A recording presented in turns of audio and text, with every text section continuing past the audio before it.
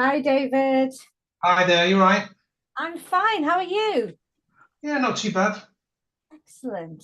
Okay, Robert. Welcome, Robert. I think this might be your first time, Robert. Welcome. Yes, hi, nice to meet you. This Nice. is my first time. Yes, I know. I've been seeing you been signing up for the last few, but you've been unable to make it. So thank you for actually finally making it. Yes, thank you very much for this wonderful. And Mr. Robert from Uganda, a Oh, CEO, a founder of Rejoice Africa Foundation, a yes. non-profit organization operating in the Republic of Uganda. Excellent. Well, thank you so much for joining us today, Robert. Jennifer, how are you doing, my love? You're still on mute. I'm mute. Yeah. It's Takes a always minute. the same. Takes a minute. I'd rather be on mute than unmute and say something I shouldn't. Yeah. Yeah. It's good to be here. I have Welcome. no idea how, what, when, but I'm interested. So Excellent. Well, that's what this is all about. You know, it's for people who are writing books. Sometimes we get people who've already written books, and you get some people who are not even sure if they're going to write a book, but they're just thinking they might do it one day. And that's the whole point of the forum, is just to get an idea of what these books are all about. And then that way you can make that decision. So I'm just going to let the room run for a few more minutes, see if anybody else is going to join us. But while we're waiting, what I'd love for you to do, this is not just to Jennifer, to everybody, is if you go into the chat, I would love to know what you want to get out of this session. You're giving me 45 minutes of your valuable time. I'm sure there's a load of other things you could be doing, but instead you're here. So I want to make sure you get value from this session. So if you can go into the chat and just put in what is it you hope to get from this session. And then that way I can make sure I've covered it. Or if I don't cover it, I'm able to cover it in the Q&A portion of this. Or if it's a really substantial subject and I think, oh, wow, I've never thought of that. Well, guess what? I'm going to dedicate a whole forum to it at a later date. So that way I can make sure I'm serving everybody. So just go into the chat now and put in what you would like to get from this session. Welcome, Malte. I hope you're doing well.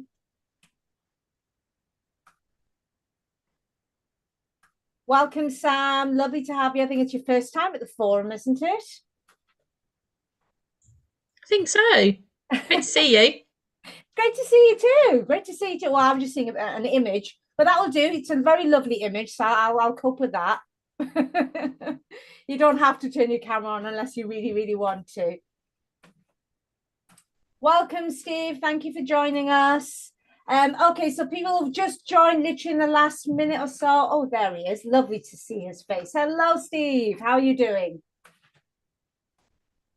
Excellent. So while I'm just letting the room just run a little bit, see if there's anybody else who's going to join us, if I can ask you to go into the chat and just put in a few sentences regarding what you want to get out of today's session.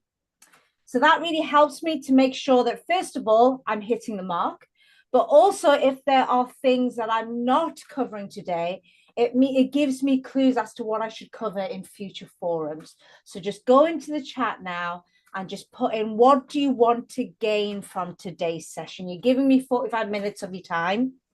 Like I said before, I'm sure there's a ton of you've probably got a list as long as your arm of tasks that you need to do, but you're here, so I want to make sure that you get what you came here for. So David's saying, before I let my editor have sight of my draft, I want to understand if it's a dud. So how do you measure this? Excellent. This is good. This is a session for you, David. By the end of this, you will know exactly how to go and find this out, and you'll be given the tools to go and do it as well. So a very good session.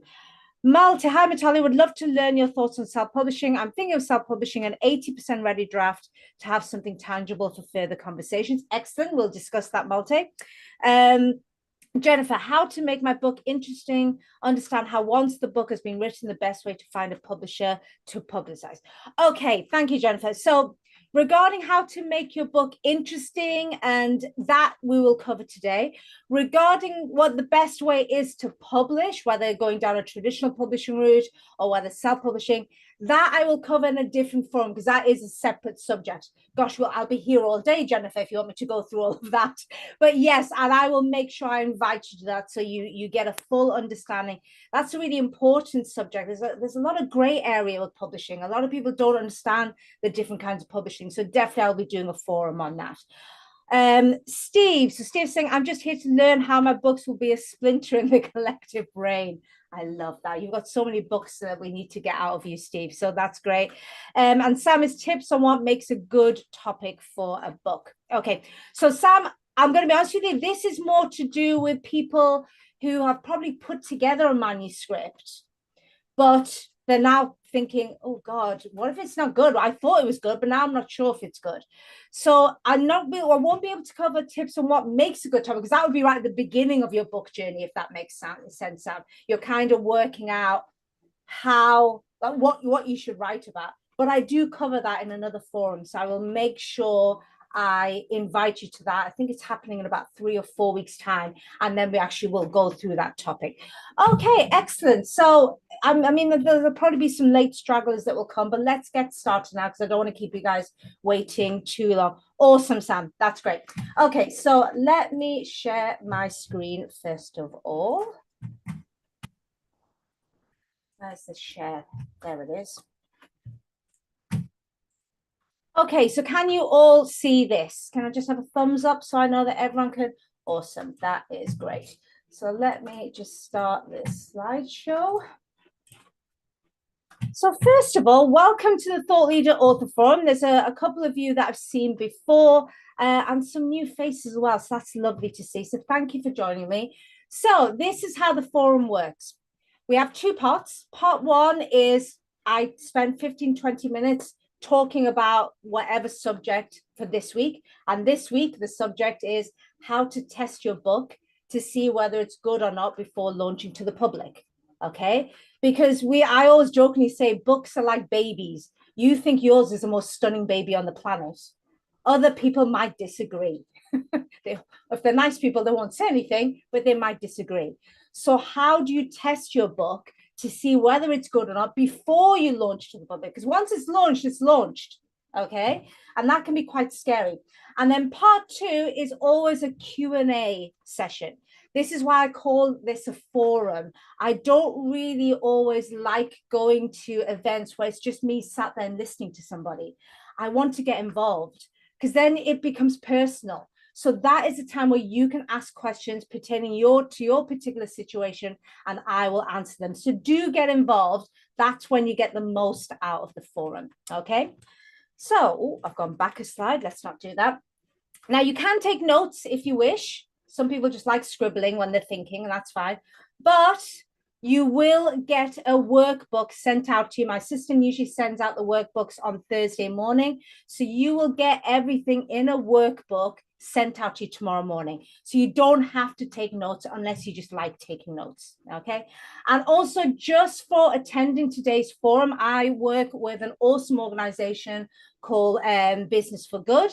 And it means that we can make a donation on your behalf just for attending the forum. So keep an eye out for the email with the workbook tomorrow, because you'll also get a link to make your donation. So make sure you make, by the way, we make it for you. So it doesn't cost you anything. You just need to choose a great cause. That's all you need to do. Okay. So on Monday, I ran a poll and I asked, how confident would you be that a book you've written is destined for success?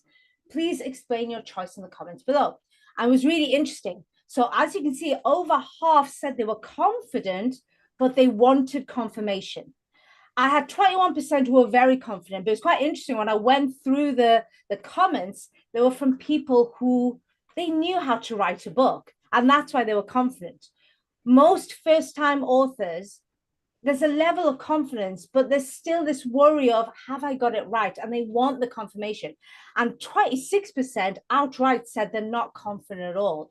So that just goes to show how important it is that you do this specific step and you make sure that the book is right before you publish. Okay, so these are some of the comments. We've got Caro says, it's an investment in time, energy, and money. I would want to be confident. That's true. Books do take time and energy and money to create. Don't you want to know whether it's good before you publish? Otherwise, what a waste of time and energy. It's demoralizing. Clinton says, I would want confirmation. I'd be concerned I hit the right tone with my audience. So, so true. Books are not just facts and figures. It's all about getting the right tone and the right, I guess, using the right emotive language in the book that hits your target audience. So you want to make sure you've got that right. Deborah says, I haven't got a book out, but I wouldn't put one out if I wasn't very confident I could make a difference and inspire people. That's what I do. She does. She basically inspires women in business over 50. So she needs to make sure any book she writes hits that right tone of inspiration. But how do you do that? Like I said before, and I always jokingly say this, books are like babies. You think yours is stunning, but other people might disagree. So how can you find out? So how do you test your book before launching to the public? Beta readers, that's what you need. Beta readers, basically test readers. I think of the term beta readers comes from beta testers of software. You know, you get people who get software before official launch and they test it for bugs. I think that's where the name beta readers comes from. So why beta readers? Because they can help you create a private risk-free launch. In other words, you can do a small launch to beta readers, get their feedback, and then using their feedback, you can make your book great before you have an official launch. They let you understand if you've hit the mark with your target audience, okay? What makes a great beta reader? Someone who closely matches your target audience persona, okay? Not someone who is close to you and therefore emotions will come to the fore when giving you feedback. So if your mother wants to be your beta reader, I mean, by all means, give her your manuscript if she really wants to read your book, but is she your target audience? If not, then she's not likely to be your best beta reader, okay? So you want beta readers who closely match your target audience. Either they are your target audience or they could be adjacent audiences. For example, I had beta readers for my book who were my target audience, but I also had a couple of people who were coaches to my target audience. So they knew my target audience intimately. They also made great beta readers. What I didn't have was my mother, my next door neighbor, my best friend becoming beta readers. I've seen that happen when people do that. They take beta readers who are just people who are close to them, family and friends. When you have an emotional relationship with somebody, now you've got all of that politics to deal with. Chances are they could be, I don't know, too kind, don't want to actually upset you, so they don't give you the harshest criticism. Or if you've got a mother like mine, be overly harsh. I mean, my mother is just, I don't know what other people's mothers are like. My mother, I know when she's happy with me, she says nothing. Pretty much everything she says is a criticism of me. So the only time I know when she's happy with me is when she literally says nothing. Then I think, oh, wow, she's not criticizing me. She must be happy with me. So you have all these politics to deal with. So you don't want people who are family and friends. You want people who closely match your target audience. So I'm going to actually show you this. This is what my clients use to get beta reader feedback. So let me actually come out of this and show you this. So this is a beta review form, beta reader review form. I'll make sure my assistant sends this out to you in the email that you'll get tomorrow morning. And this is the form that we use. Now, the reason why we use this is a form that I actually created from feedback. So my first set of clients way back in 2018, my first few clients who are writing books, they went off, they got a few beta readers, and they had a hard time keeping track and working out the feedback that they were getting, because feedback means different things to different people. What they were finding is they were just asking people, hey, can you read my book and give me feedback? Some people were coming back with what looked like a thesis on that book. Other people were literally coming back with just a few sentences like, yeah, it was pretty good. The middle bit was great. And that's it. What can you do with that feedback? So you need something where the feedback is standardized across beta readers, okay? Otherwise, I always say research is wonderful, but it's a double-edged sword. Structured research is wonderful, truly wonderful. Research without any structure you can end up going down a rabbit hole. And this is the problem. You can end up going down a huge rabbit hole because you got lots of people giving you lots of different kind of feedback. So you need to have some level of structure. Okay. And this is what this form will do. So what I would advise you to do is don't just send this form out to your beta readers. Actually get on a call with them, whether it's a Zoom like this or on a phone call, whatever it is, and actually go through it with them so they fully understand what is expected of them. Remember, unless you've got somebody who's an experienced beta reader, they know lots of authors and they're always asked to test books. Most people have never done that. So you have to guide them. If your beta reader doesn't come back with great feedback for you, it's not their fault, it's your fault because you didn't guide them. So make sure you guide them, and this form will allow you to do that. So as you can see, you've got some here, and this is really important. Make sure you explain that to them, that a beta reader's job is to give you ideas regarding, is the tone correct? Is this the information that would excite you? Is this information helpful to you? Is it the right sequence of information? Was any of it confusing? What you're not looking for is someone to go deep into it and start looking at grammar issues and typos and prose. That's not the job of a beta reader. They're not professional editors. That's the job of a professional editor. And hopefully you'll have a professional editor who'll be looking through your manuscript anyway. So you've got to guide your beta readers and make sure they understand that their role isn't an editor. It's to look at as it says, I'm interested in the general impression on.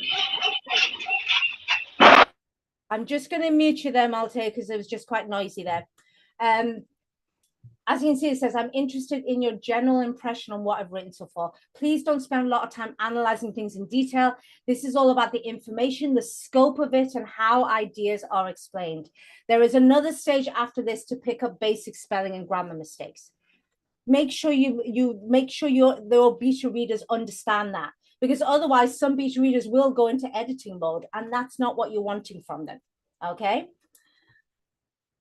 I go through and I show them how to review this book. So what you're looking for from a beta reader is to see whether your book is clear, concise, whether it's interesting and engaging, whether it's helpful, how easy are the steps that they had to follow. So if it's a book showing them how to do something, how easy are the steps that they need to follow? Please mark things you find difficult to understand, dull, wordy, or generally unhelpful. So these are the things. Be honest in your feedback. Don't worry about being critical or hurting my feelings. I need you to tell me when you find problems so I make the final book the best it can be. At this stage, I need help with reviewing my ideas rather than detailed proofreading. And I do say, if you do happen to spot a very glaring typo, then by all means highlight it, but that's not your role. So we're making sure they understand their role is not an editor. That's not what you're looking for. You're looking for people in your target market to read your book and say, wow, this book really helps me. It's shone a light on something that I didn't fully understand. Now I feel empowered to know something or do something, whatever it is. Okay. And then this is our secret sauce. This is something I added in about a year or so later after I created this form. When you actually tell them, okay, so you got to give them a deadline. You got to give beta readers a deadline. We learned the hard way that, there are people out there, sadly, who I think they just have FOMO in general. They put their hands up to everything. I'm sure you have people like that in your life. I know I've got people like that in life. They just put their hands up to, oh yeah, I'll do it. But then life gets in the way and they get really busy and then they let you down. So then you chase them up. It's like, oh, I still haven't done it, but I'll definitely get it done next week. So then you contact them next week. Oh, and then other excuses happen. So what you need to do is you need to make sure that when you choose your beta readers and you give them this form, you actually arrange a date and time that you're going to have a follow-up call with them. Whether it's a Zoom call, whether it's a phone call, it doesn't matter. But they need to know there's a date and time where you're going to contact them and call them and actually go through the form with them, all their feedback. That makes sure that they know that you are on a time limit here. This isn't an open-ended, read the book when you can. Now, if you're thinking about what kind of timeline, I usually go for 2 or 3 weeks, a month tops. If someone can't read your book and give you feedback within a month, I wouldn't bother with them.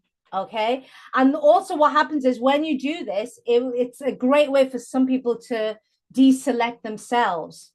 I've had that where I've actually had a phone call with somebody going through this form and said, okay, so, you know, I gave them a month and they said, oh, I won't be able to do it in a month.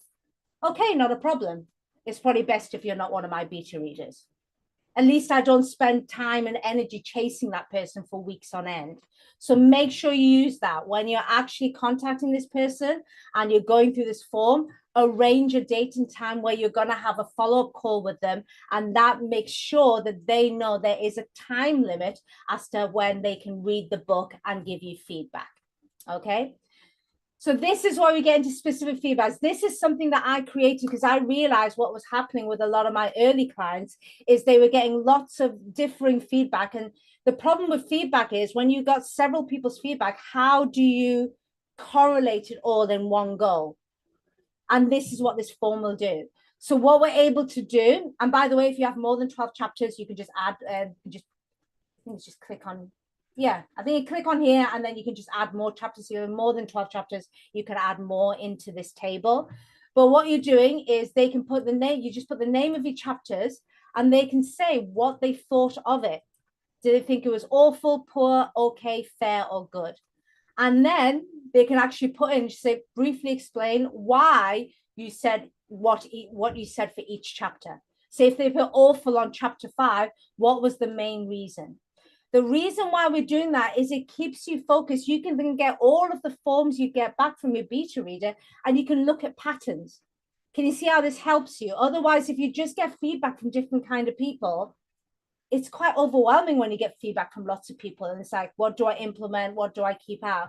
Whereas when you have a standardized form like this will allow you to see, because for example, I seriously doubt one person will say your chapter is awful and the same chapter will be amazing with somebody else. Usually there's a pattern. If lots of people are rating a particular chapter poor or awful or just okay, you'll probably find a pattern as to why they're saying it. It's not clear. Or I felt this chapter wasn't really relevant to what the rest of the book is about. Or I felt this chapter was a little bit self-indulgent. It kind of just went on and on about you a little bit too much. Or whatever it is, you'll be able to see the patterns. Okay?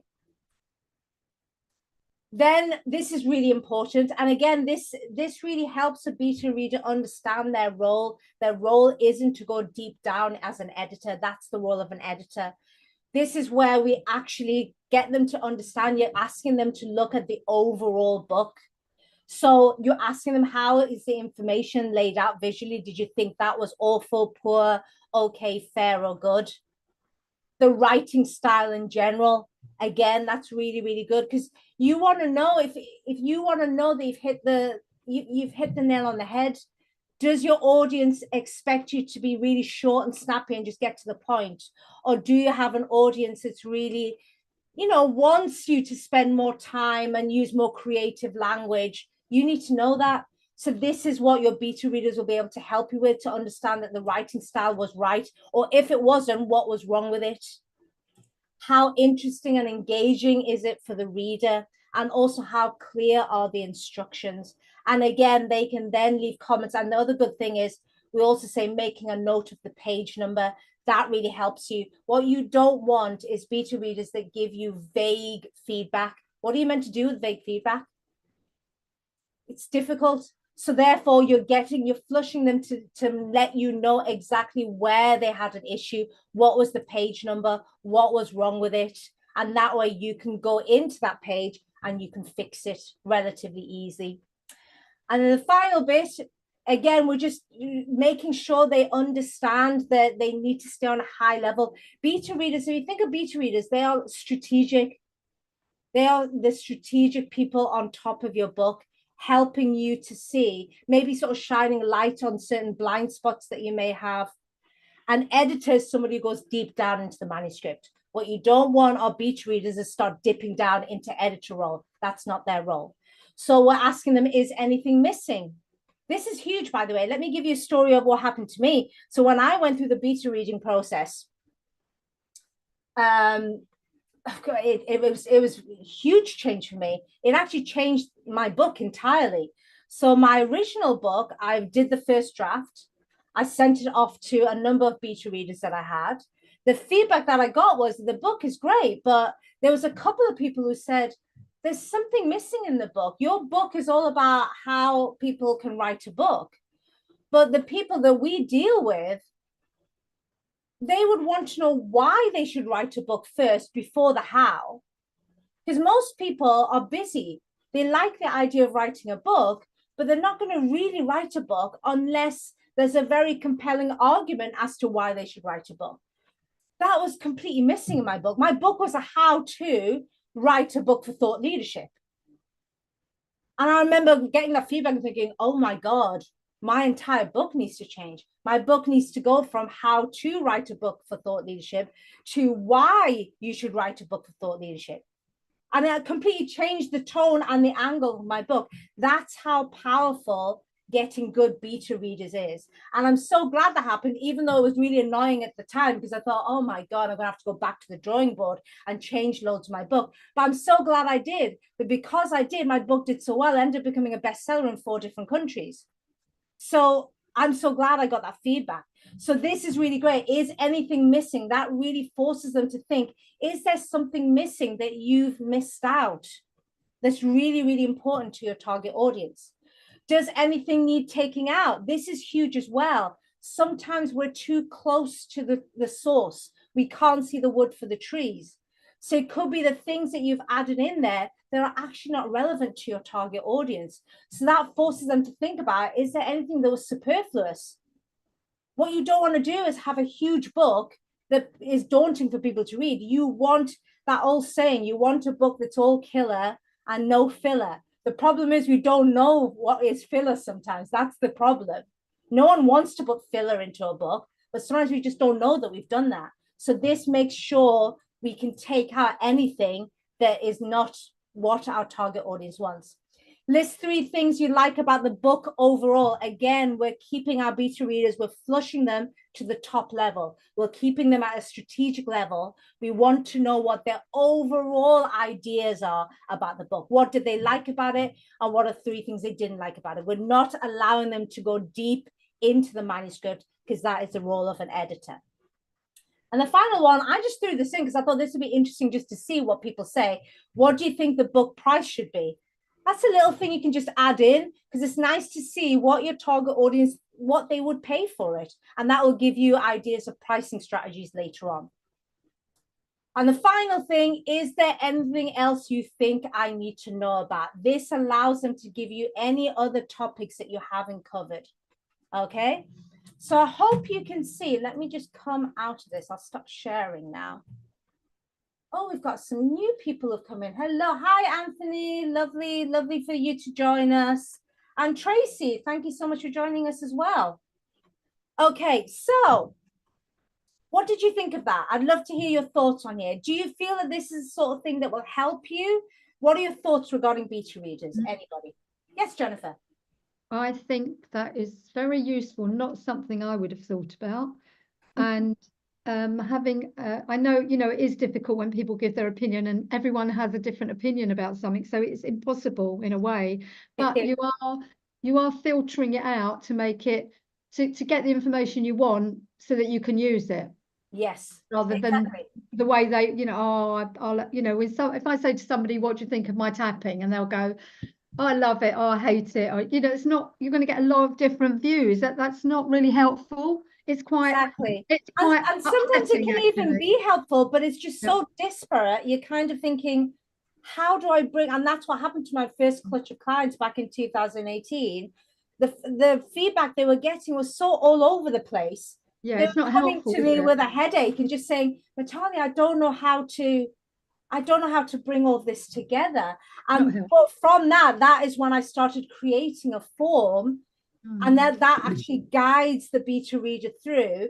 And therefore, and it helps you as well, because I mean, what I did was I actually printed out all of the beta reader forms that I got back, and I just lay them next to each other, and I started to look through them and see what patterns I can get.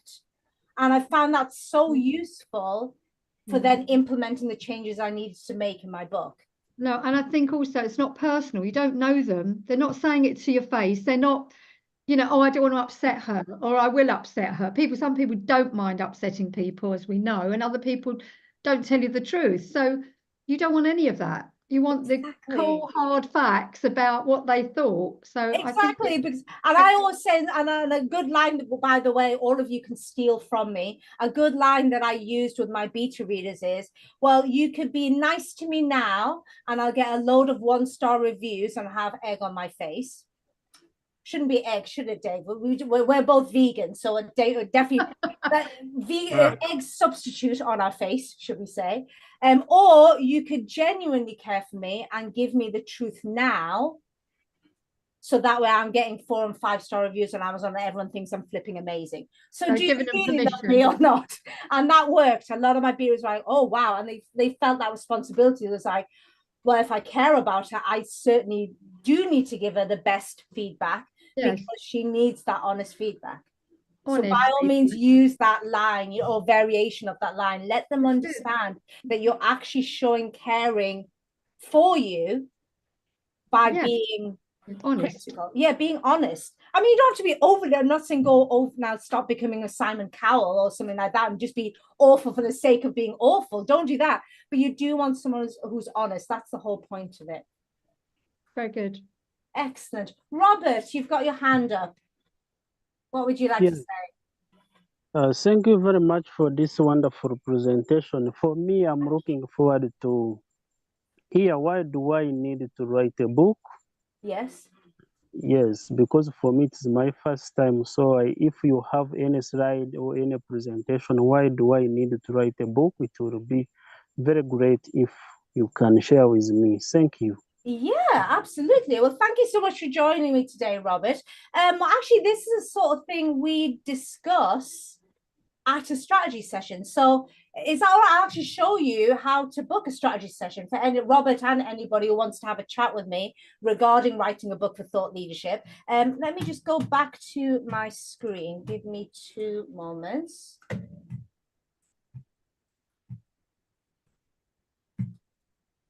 Okay, so let me just go from slide. Okay, so this is just an idea of the kind of things our clients end up achieving once they've written a book. So they're able to do things like get more referrals, they're able to go on more shows on TV, they're able to do keynote speaking engagements. This is actually, I picked this one out specifically for today because this lady, bless her, she's now become a very good friend of mine. So she published a book with me, it'd be nearly 2 years ago now. Now, she was an author already. She wrote a book 20 years ago. Well, actually now 22, 23 years ago. And she actually managed to write and publish the book, and the book did well.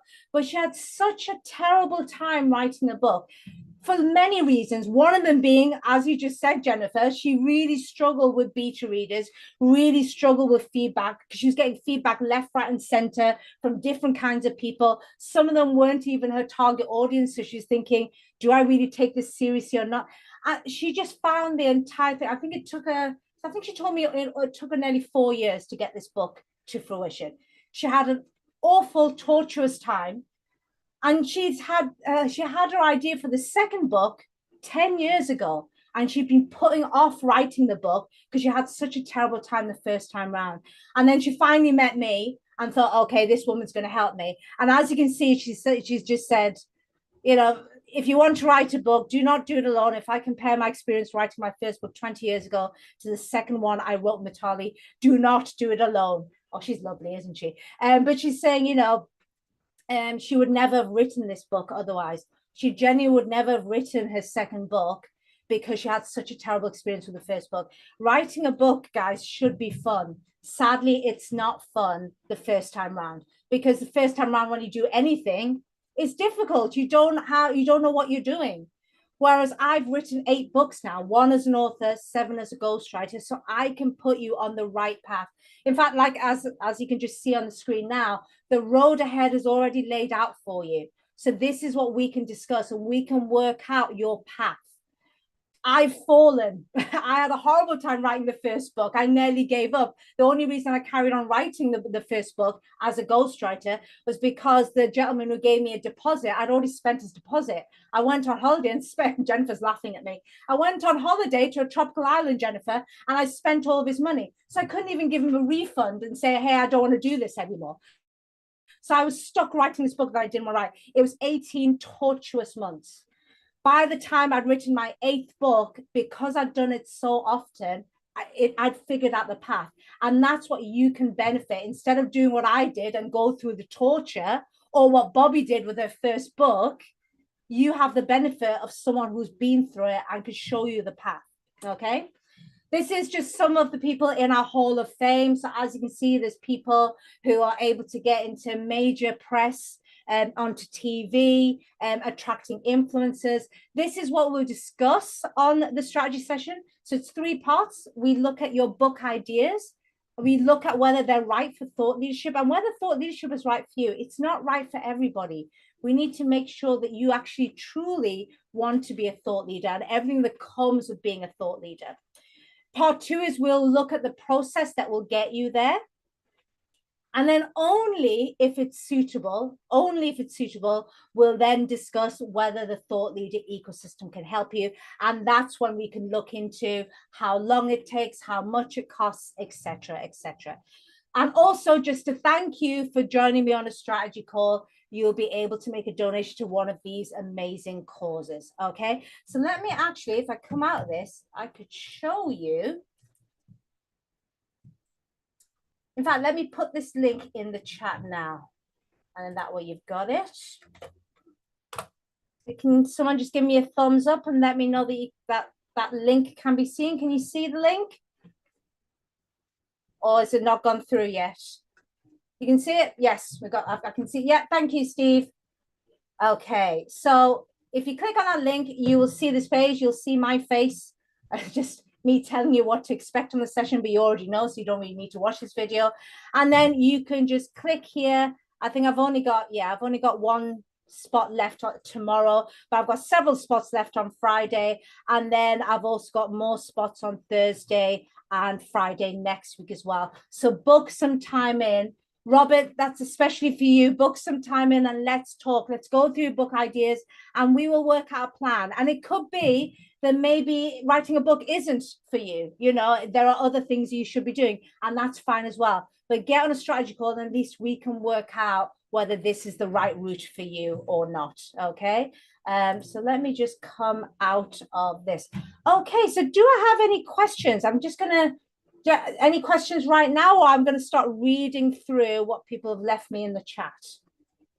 No, we've got no questions. Okay. So let me just go through.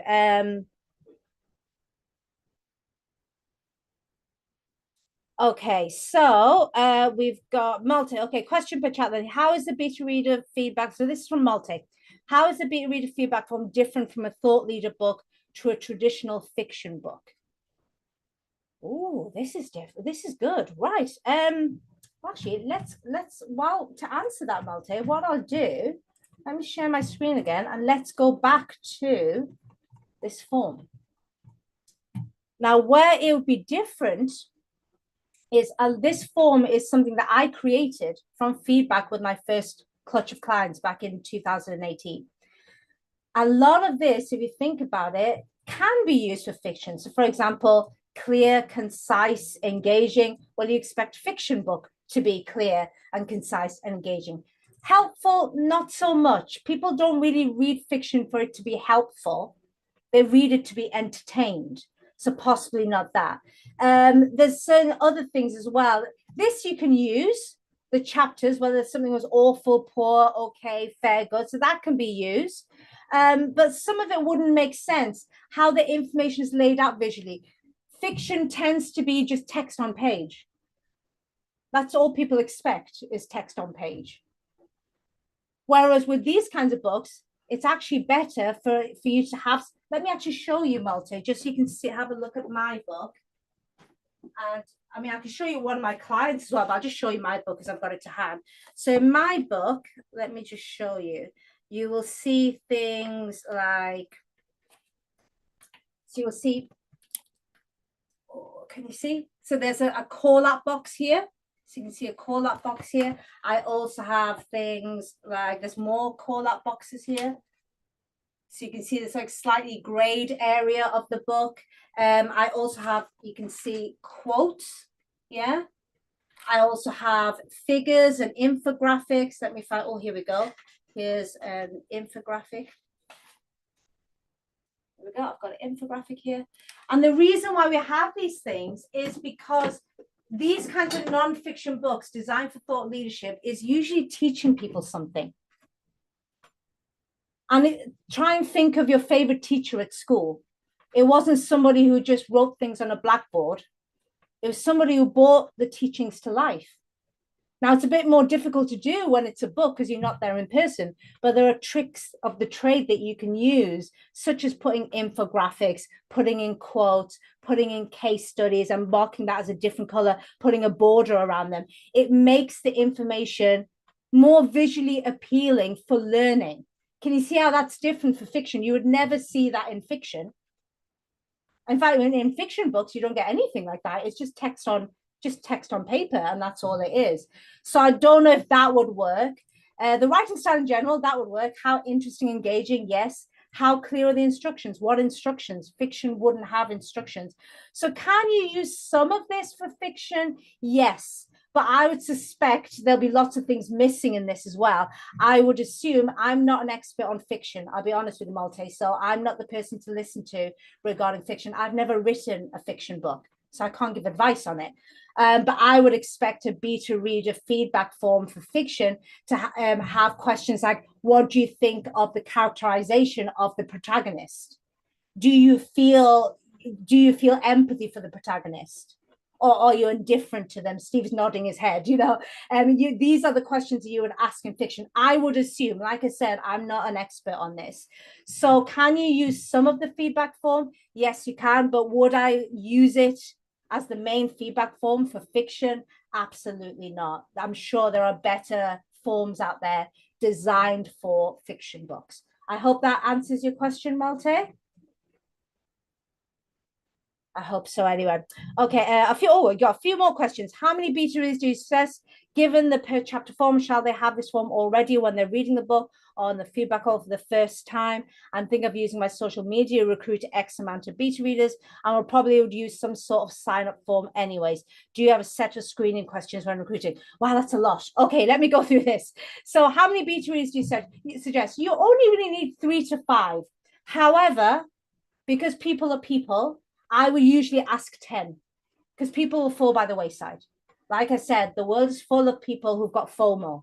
They want to say yes to everything. So get 10. Chances are at least 50% will drop out. So you'll get 3 to 5.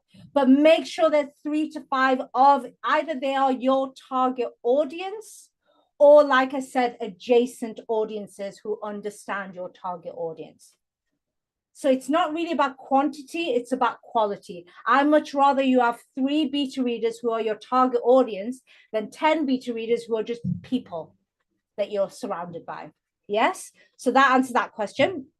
Shall they have this form already? You should give, so what I would do, the best way I've found to work with beta readers is get on a call with them first, just a 10-minute call, just to go through the form. Then you send them the form. They actually fill the form while they're going through the book.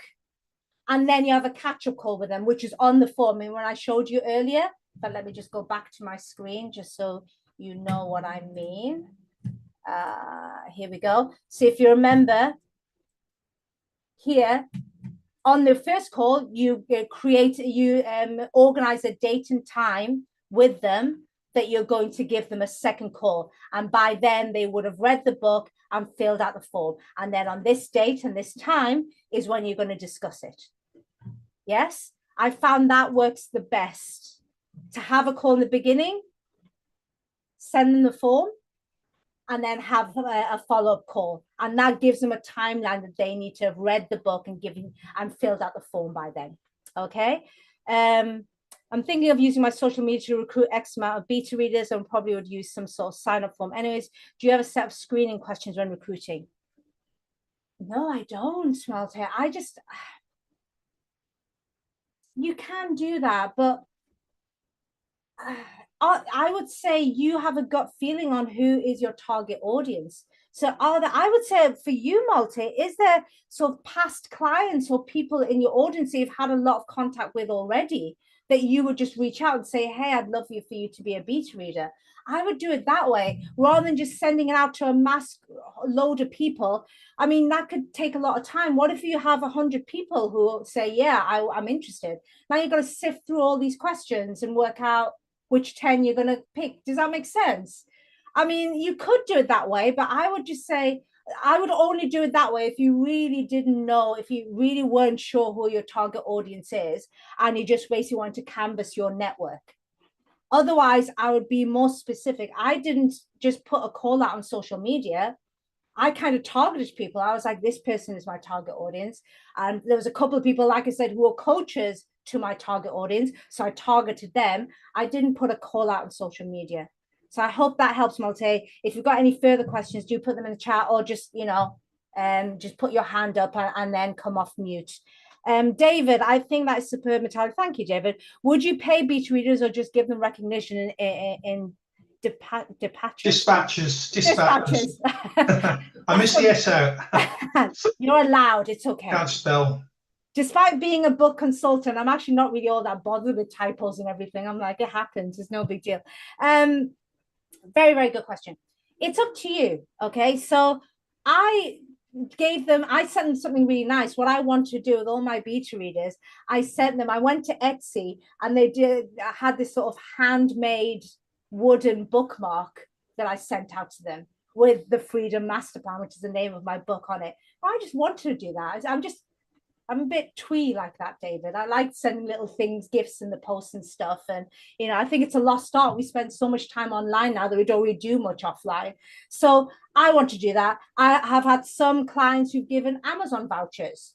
I have some clients who've given nothing, because especially if you're picking beta readers, a lot of these people are it's quite an honor really for an author to pick you and think like, I really care about what you specifically think about my book. So that in itself could be reward enough. So really, it's entirely up to you, David. It's you figuring out who these people are.